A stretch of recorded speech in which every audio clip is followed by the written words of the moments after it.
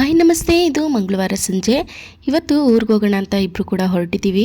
So ದಾರಿಲಿ ಹೋಗ್ತಾನೆ ಅಲ್ಲಿ ಎಂಟ್ರೆನ್ಸಲ್ಲಿ ಗಣೇಶನ ಬಿಡ್ತಾ ಇದ್ರು, ಅಲ್ಲಿ ಪಟಾಕಿ ಕೂಡ ಹೊಡಿತಾ ಇದ್ರು. ಹಾಗಾಗಿ ನಾವು ದೂರನೇ ನಿಂತಿದ್ವಿ. ಇನ್ನು ನಮ್ಮನೆಯವರು ನನ್ನ ಬಿಟ್ಬಿಟ್ಟು ಅವ್ರು ಹೊರಗಡೆ ಹೋಗಿದ್ದು ಬರ್ತೀನಿ ಅಂತ ಹೋಗಿದ್ರು. ಇನ್ನು ಇವತ್ತಿನ ಅಡುಗೆಗೆ ಬಿರಿಯಾನಿ ಮತ್ತು ಚಾಪ್ಸ್ನ ಮಾಡ್ತಾ ಇದ್ದೀವಿ. ಬಿರಿಯಾನಿನೂ ಕೂಡ ಅಷ್ಟೇ. ನಿಮಗೆ ಈ ರೆಸಿಪಿ ಬೇಕು ಅಂದರೆ ಕಮೆಂಟ್ ಮಾಡಿ. ಇನ್ನು ಆ ಕಡೆಯೂ ಚಾಪ್ಸ್ಗೆಲ್ಲ ಫ್ರೈ ಮಾಡಿ ಇಟ್ಕೊಂಡಿದ್ದೀನಿ. ಸೊ ಫೈನಲಿ ಬಿರಿಯಾನಿಗೆಲ್ಲ ರೆಡಿ ಮಾಡಿದೆ. ಒಂದು ಸ್ವಲ್ಪ ಪಂಗ್ ಬೇಕಿತ್ತು ಅಂತ ಹೇಳಿಬಿಟ್ಟಿದೆ. ಬಿರಿಯಾನಿಗೆ ಯಾವುದೇ ಮಸಾಲೆ ಐಟಮ್ಸ್ ಕೂಡ ಬಳಸಲ್ಲ, ಹಾಗೆ ಚಾಪಿಸ್ಗೂ ಕೂಡ ಬಳಸಲ್ಲ. ಇನ್ನು ಬೆಳಿಗ್ಗೆ ತಿಂಡಿಗೆ ನಮ್ಮ ಅತ್ತೆ ಕೂಡ ರೆಡಿ ಮಾಡ್ಕೊತಾ ಇದ್ರು. ಇನ್ನು 8:30 ಆಯಿತು. ನಮ್ಮ ಮಾವನು ಕೂಡ ಅಷ್ಟರಲ್ಲಿ ಬಂದರು ಅಂತ ಹೇಳಿ ಊಟ ಮಾಡೋಣ ಅಂತ ಮಾಡ್ತಾಯಿದ್ದೀವಿ. ನಿಜವಾಗ್ಲೂ ಬಿರಿಯಾನಿ ಚಾಪೀಸ್ ಅಂತೂ ತುಂಬಾ ಟೇಸ್ಟಿಯಾಗಿತ್ತು.